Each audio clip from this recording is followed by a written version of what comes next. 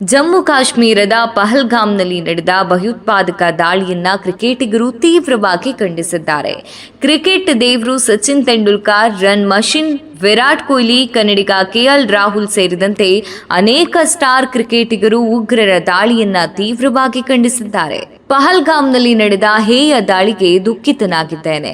ಸಂತ್ರಸ್ತ ಕುಟುಂಬಗಳಿಗೆ ತೀವ್ರ ಸಂತಾಪ ಸೂಚಿಸುತ್ತೇನೆ. ಮೃತರ ಆತ್ಮಕ್ಕೆ ಶಾಂತಿ ಸಿಗಲಿ. ದೇವರು ಕುಟುಂಬಕ್ಕೆ ದುಃಖ ಭರಿಸುವಂತ ಶಕ್ತಿ ನೀಡಲಿ. ಎಲ್ಲಾ ಸಂತ್ರಸ್ತರಿಗೂ ನ್ಯಾಯ ಸಿಗಲಿ ಎಂದು ಕೊಹ್ಲಿ ಆಗ್ರಹಿಸಿದ್ದಾರೆ. ಕನ್ನಡಿಗ ಕೆಎಲ್ ರಾಹುಲ್ ಟ್ವೀಟ್ ಮಾಡಿ, ಕಾಶ್ಮೀರದ ದಾಳಿ ವಿಚಾರ ಮನಸ್ಸಿಗೆ ತುಂಬಾ ನೋವು ತಂದಿದೆ. ಸಂತ್ರಸ್ತ ಕುಟುಂಬಕ್ಕೆ ಸಂತಾಪಗಳನ್ನು ಸೂಚಿಸುತ್ತೇನೆ. ಮೃತರ ಆತ್ಮಕ್ಕೆ ಶಾಂತಿ ಸಿಗಲಿ. ನೊಂದ ಕುಟುಂಬಕ್ಕೆ ನೋವು ಭರಿಸುವ ಶಕ್ತಿ ಸಿಗಲಿ ಎಂದು ಪ್ರಾರ್ಥಿಸುತ್ತೇನೆ ಅಂತ ಹೇಳಿದ್ದಾರೆ. ಕಣಿವೆ ನಾಡಿನ ಪಹಲ್ಗಾಮ್ನಲ್ಲಿ ಭಯಾನಕ ರೀತಿಯಲ್ಲಿ ಉಗ್ರರ ದಾಳಿಯಾಗಿದೆ.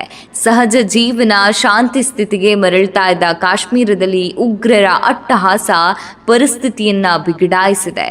ಕಣಿವೆ ನಾಡಿನಲ್ಲಿ ನಡೆದ ಇತ್ತೀಚಿನ ಅತಿದೊಡ್ಡ ಭಯೋತ್ಪಾದಕ ದಾಳಿ ಇದಾಗಿದೆ. ಬೇಸಿಗೆ ರಜೆ ಕಳೆಯಲು ಕಾಶ್ಮೀರಕ್ಕೆ ಆಗಮಿಸಿದ ಪ್ರವಾಸಿಗರನ್ನೇ ಗುರಿಯಾಗಿಸಿ ದಾಳಿ ನಡೆಸಲಾಗಿದೆ.